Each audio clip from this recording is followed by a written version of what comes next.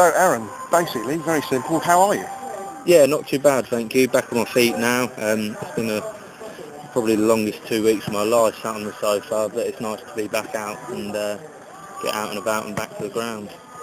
How did you get here? Have you come on driven yourself? Yeah, I or? drive. Yes? Yeah, I'm back kind of taking things easy at work, but I'm back kind of driving and stuff now and walking, and yeah, everything's kind of gotten a bit easier now that the swelling and the bruising's kind of gone down.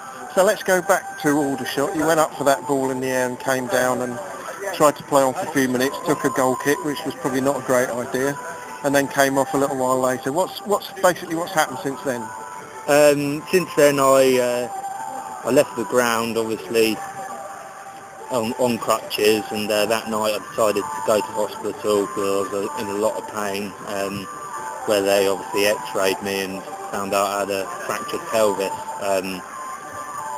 They kept me in for the whole of the next day as to keep an eye on me because my right leg was numb, and where I'd broken the pelvis, a lot of nerves run down that down that side. So where was the break? It's just at the top of, it's called the iliac crest. It's literally just above my hip. Right. It's about a 2-inch lump of bone, which has it's come away, but it's sort of love handle bit. Yeah, you could say that, David. Yeah. So I'm told. Yeah.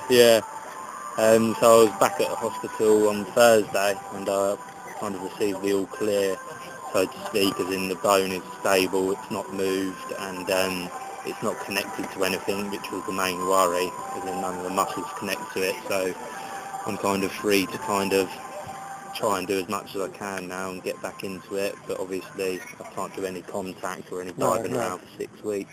6 weeks, right? Yeah. Could have been worse, I suppose.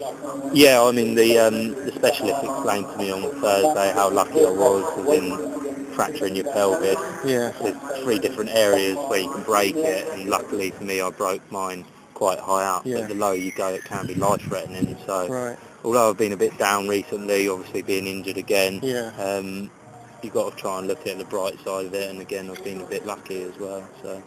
And is the crack horizontal or vertical? Vertical. Right. Okay. So when are you going to be able to start doing anything other than? Can you do jogging and things like that? I went for a swim on Friday night, and I've been moving around, walking a bit more, and obviously I'm going to progress to kind of gentle jogging. I've been on the bike and just try and keep my overall fitness up for the next couple of weeks and slowly progress it into some harder running, and then what I'm kind of hoping is when we get to the end of the 6 weeks I can kind of go straight back into it. Well, at least you've it's sort of good thing and a bad thing that you've been here before, so you know how to get yourself fit again.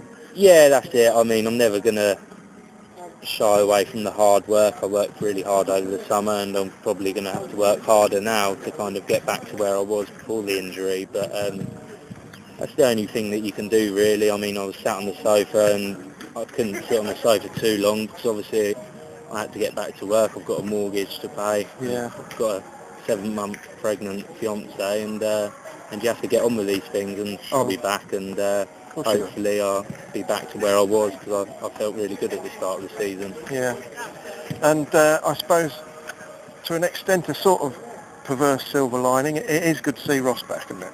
Yeah, obviously I've known Ross for a few years, and I think he's been going through a bit of a tough time at Wimbledon.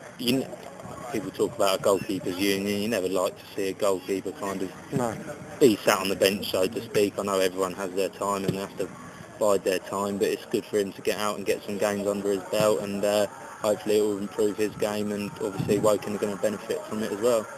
Well, it's really great to see you back here and moving around and under your own steam, and get well soon. Thank you very much, Dave. Cheers.